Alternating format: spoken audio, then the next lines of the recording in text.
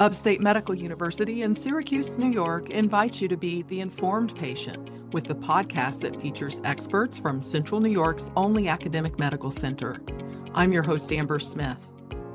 Parents and caregivers may be confused about childhood vaccinations because professional medical groups, including the American Academy of Pediatrics, have issued recommendations that differ from those put out by the Centers for Disease Control and Prevention. For help understanding the discrepancies, I'm talking with Dr. Jana Shaw. She is a professor of pediatrics and of public health and preventive medicine at Upstate. Welcome back to The Informed Patient, Dr. Shaw. Thank you for having me, Amber. Regarding the childhood vaccination schedule, how do parents decide which advice to follow? Yeah, that's a tough question. Parents often rely on guidance from trusted sources, and thankfully, pediatricians remain the most trusted source of vaccine information to parents, but it can be very confusing nowadays, considering that CDC has issued different guidelines from those that are typically endorsed by the professional organizations, such as American Academy of Pediatrics. This poses a challenging situation for parents or caregivers and adult patients as well that might have in the past looked at CDC and their guidance. The state of confusion and disconnect will create additional challenge for providers like myself when we talk to parents about vaccinating their children. The professional organizations have stepped in to support pediatricians. However, the unprecedented expectation that pediatricians will have to address reasons for why CDC recommendation may differ from what the professional organizations, such as AAP, recommend will be shifted on pediatricians. And I think it's important we do mention what we are talking about here. Specifically, HHS secretary has issued guidance and recommendation at the times where there was no CDC director to essentially remove a routine recommendation for vaccination of very young children, those 6 months through 23 months of age, against COVID, and also remove the recommendation for pregnant women. This has been met with great concern from pediatricians, the American Academy of Pediatrics, American College of Obstetricians and Gynecologists, because we know that those young children are at the highest risk for severe disease. Although COVID is much less frequent now, it's the youngest children who suffer the most when they acquire this infection. And as such, their soul will depend on protection from their mothers. For example, you may remember that we do not have vaccines, COVID vaccines, for children who are less than 6 months of age. And those are children who are most likely to be admitted to the hospital for care if they acquire COVID infection. It's the mothers who are vaccinated that can protect their little babies. And in addition, it's the pregnant women who are at increased risk for severe COVID infection, whether it's loss of pregnancy, premature labor, and other conditions for the mother. As such, they most benefit from COVID vaccination that has been shown to be very safe and effective. The professional organizations had to come together to help pediatricians and other practitioners, family practitioners and others, to support them in the decision to strongly recommend COVID vaccines for those vulnerable populations. Do you know if other countries have stopped recommending COVID vaccination for children?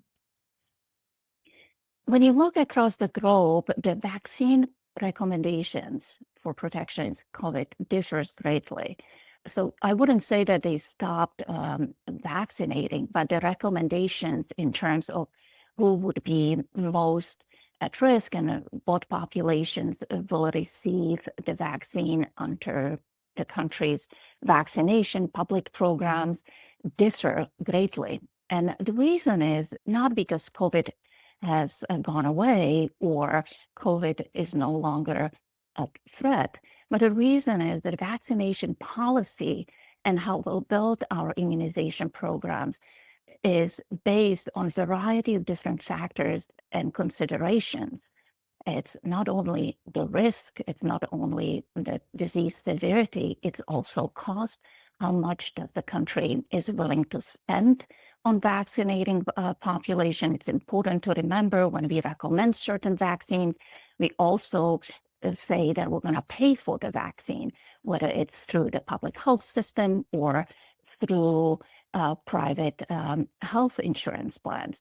As such, the decision to recommend vaccines is multifactorial, and it's the combination of those factors, epidemiology, vaccine effectiveness, and cost that come into consideration and dictate countries' decision how to vaccinate.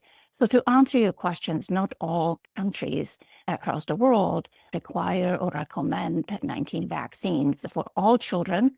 In fact, many of them will recommend vaccines for high-risk children. But it's important to know that it is not because the disease is not serious. It's because maybe the financial support is not there to protect everyone. I see. Do you recall a time when there was not consensus about the vaccination schedule between the CDC and the American Academy of Pediatrics? There were times where CDC would slightly differ from AAP. One example comes to mind, and that is a recommendation for HPV vaccination in children. AAP has been very proactive in ensuring that all children are safely protected against HPV-related cancer. HPV stands for human papillomavirus. It's one of the viruses that can cause chronic infection and can lead to cancer in men and women. We have very safe and very effective vaccine, and the initial recommendation was to start vaccinating at ages 11 to 12, but we have learned that not only the vaccines work best when started early, but also protects larger group of children. As such, the American Academy of Pediatrics recommended we start vaccinating at 9. So in the beginning of those changes, those recommendations differed between CDC stating 11 to 12 and AAP recommending 9 years of age. Since then, those recommendations have been aligned. But that's one of the few examples where the recommendations have differed. Otherwise, typically, medical professional organizations, they align their vaccine recommendations with CDC. This is Upstate's The Informed Patient podcast. I'm your host, Amber Smith. I'm talking with pediatric infectious disease doctor Jana Shaw. So what would you tell a family if they have one child who is, say, in treatment for cancer and they're immune compromised, and so they qualify and they would get vaccinated? But what about the other siblings and the parents in that household? What would you tell them about vaccination? Yeah, very important, because we know cancer is not, unfortunately, all that uncommon. So certainly we have all encountered those clinical situations. I think it's really important that we sit down with the family, take time to understand their values, their concerns, and address all their questions. It's important to remember that often when parents ask questions, it's not because they oppose vaccination or because they don't trust us. It's because they just simply need more information so they feel they're making informed and best decisions for their children. I strongly recommend vaccination, and here we are talking about COVID. I suspect influenza, because those are vaccines that not only work well in children, and especially in children who are vulnerable, such as those living with cancer. And I understand you did ask about the family members and those contacts who live in the household who might be healthy. I would strongly recommend they receive the vaccine too, and given that there are no medical reasons why they cannot be safely vaccinated. And the reason is that although COVID or even influenza vaccines don't necessarily work really well against protecting people from infection, they certainly reduce the risk of infection among household members, and they certainly mitigate or they reduce your risk of having severe disease. And that is, they reduce your risk of being admitted to the hospital, they reduce your risk of ending up in the intensive care unit, and they will certainly reduce your risk against dying. If you have a household member or loved one who lives with cancer or is receiving medication, sometimes people get biologics, medical treatment that reduces their immune function for rheumatoid arthritis or multiple sclerosis or other conditions.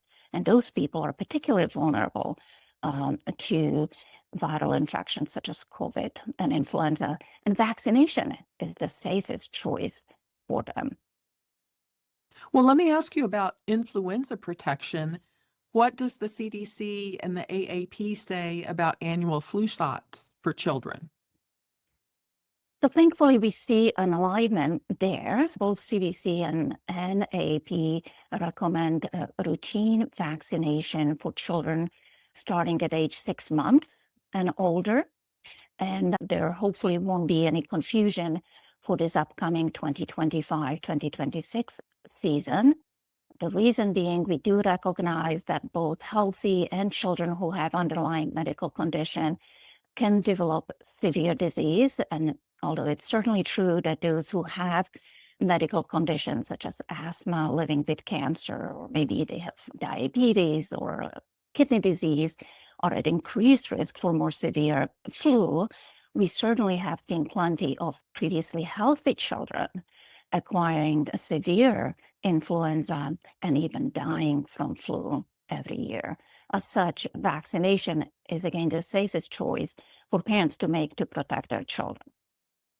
What about recommendations for vaccination for respiratory syncytial virus or RSV? Are the recommendations aligned between the CDC and the AAP for that? Yes, they are. And we have made tremendous progress when it comes to protecting young babies from RSV. We have for a long time tried to develop vaccines for children. What we now have, we have several tools how we can protect children from RSV. It has been extremely challenging to develop a vaccine that will be safe and effective. So what we now recommend is that pregnant women receive RSV vaccine so their children are protected at the times when they are at the highest risk for severe infection. And it's important to remember that for RSV, it's children who are less than 6 months of age that have the greatest risk for severe infection.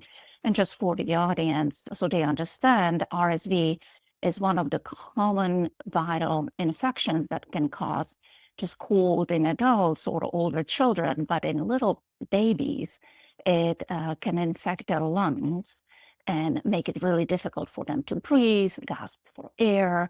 Sometimes RSV can really kill babies at sleep. They can stop breathing. So there are a variety of complications that can arise from this infection. For decades, they've been trying to protect those little babies.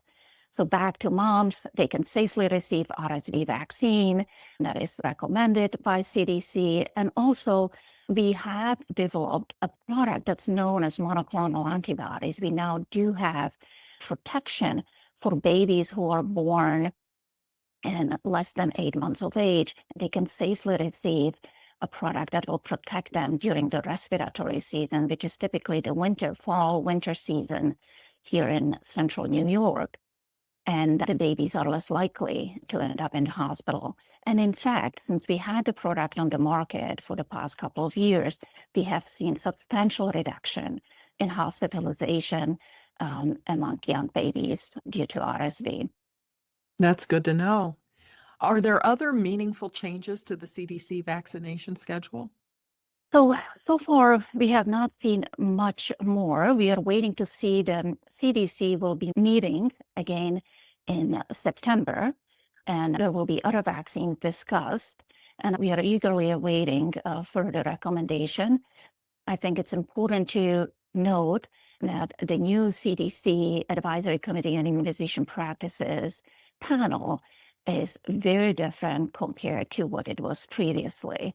Some of your listeners may know that HHS Secretary Robert F. Kennedy Jr. has dismissed the panel of 17 experts who are experts in vaccines, infectious diseases, epidemiology, pediatrics, and vaccinology, and replace them with 7 members that were handpicked by the administration, with many of them having no experience, knowledge, or authority in really providing that recommendation for immunization policy in the U.S.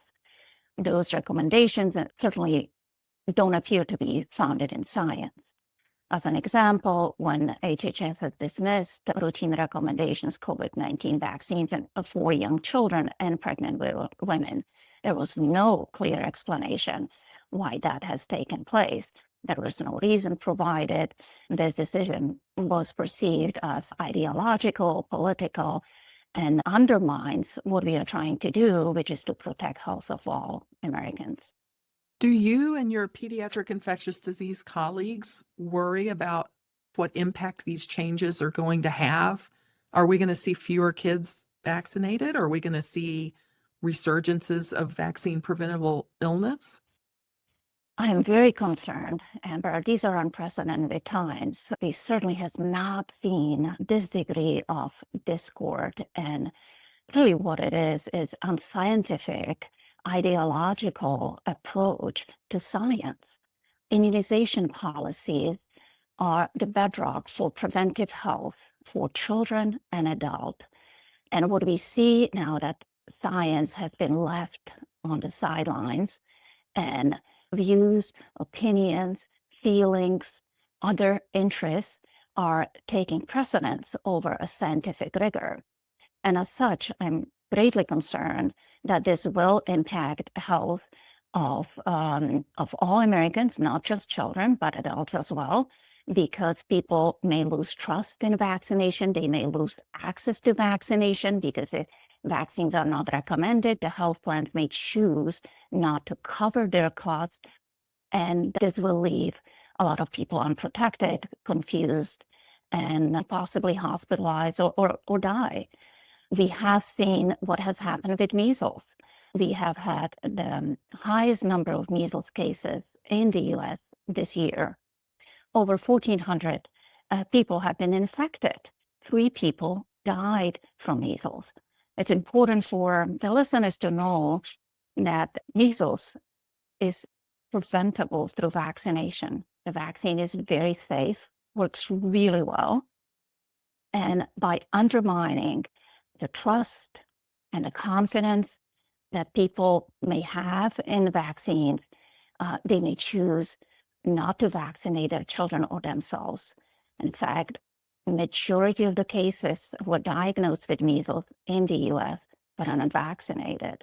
9 out of 10 people were not vaccinated. So I think it's important that we recognize that when we have divergent recommendations for vaccine use, it will create confusion, chaos, mistrust, and in the climate where vaccine hesitancy has been growing, this will further increase this problem, and as such, will leave a lot of people unprotected. Well, Dr. Shaw, I appreciate you making time to talk with me about this. Thank you. Thank you for having me. My guest has been Dr. Jana Shaw. She's a professor of pediatrics and of public health and preventive medicine at Upstate. The Informed Patient is a podcast covering health, science, and medicine brought to you by Upstate Medical University in Syracuse, New York, and produced by Jim Howe, with sound engineering by Bill Brokel and graphic design by Dan Cameron. Find our archive of previous episodes at upstate.edu/informed. If you enjoyed this episode, please invite a friend to listen. You can also rate and review the Informed Patient podcast on Spotify, Apple Podcasts, YouTube, or wherever you tune in. This is your host, Amber Smith, thanking you for listening.